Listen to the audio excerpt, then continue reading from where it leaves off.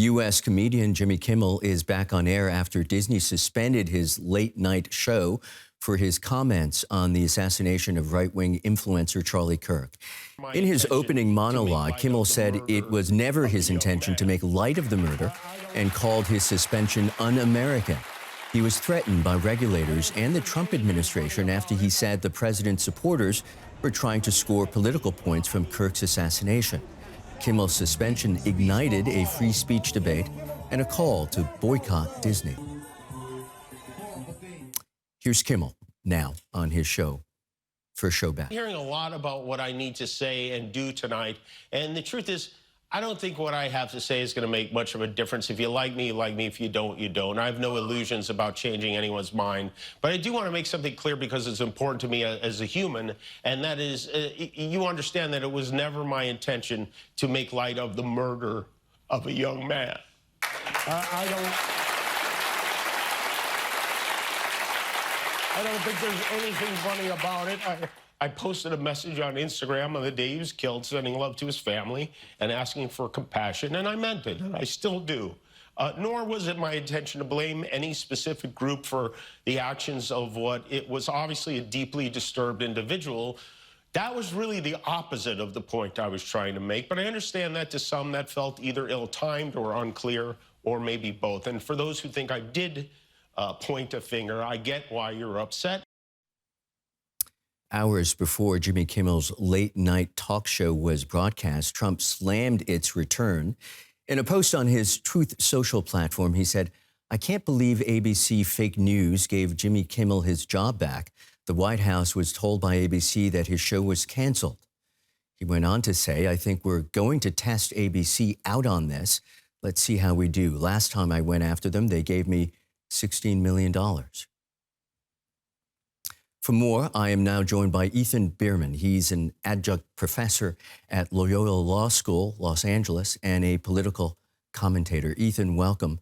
Quite an emotional speech there from Kimmel. How was it received in the U.S.? Well, I think it went over very well.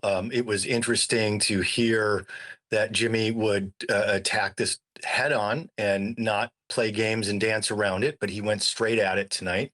He also went straight after the Trump administration itself, and even brought up the fact that other conservatives were speaking up against the FCC chair, Carr, with his strong-arm comments, which appear to be in violation of our First Amendment here in the United States of America. But overall, if exactly as Jimmy said, if you like him, you liked what he had to say. If you don't like him, you didn't necessarily like what he had to say. But I think overall, it went very well.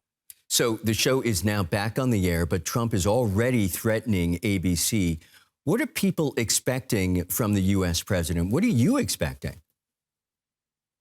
Well, we've seen from President Trump that he likes to leverage the legal system in an attempt to, whether it's to get rulings or to extract settlements out of people, whatever that might be. I would not be surprised to see him make another attempt at ABC. Remember, it was not that long ago that ABC settled for $15 to $16 million regarding something else that was done on ABC. So he may be looking to extract more money out of ABC.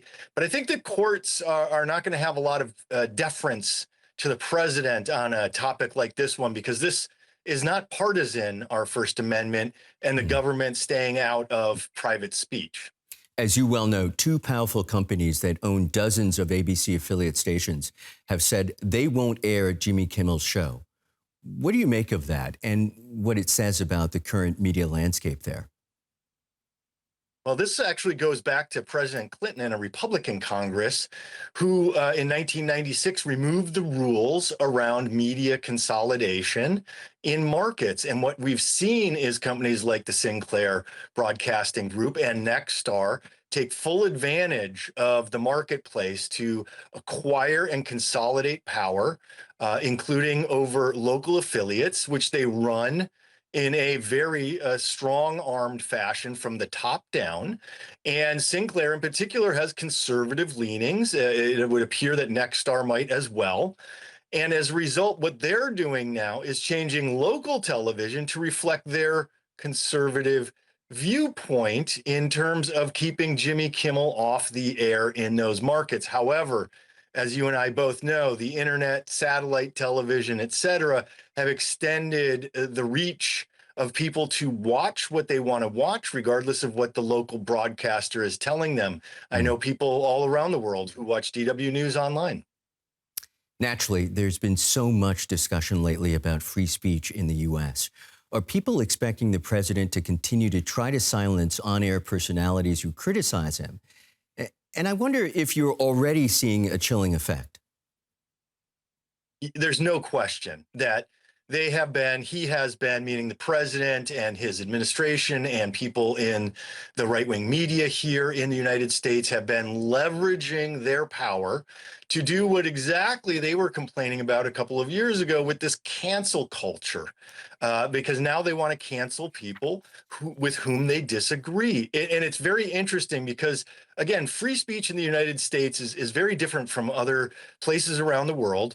And here in particular, the government may not take a viewpoint discrimination approach to silencing critics.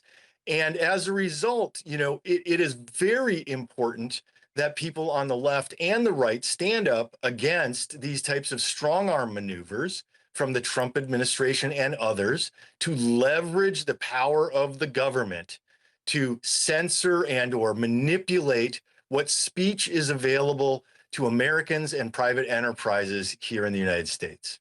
Got it. That's political commentator Ethan Behrman. Many thanks. Thanks, Michael.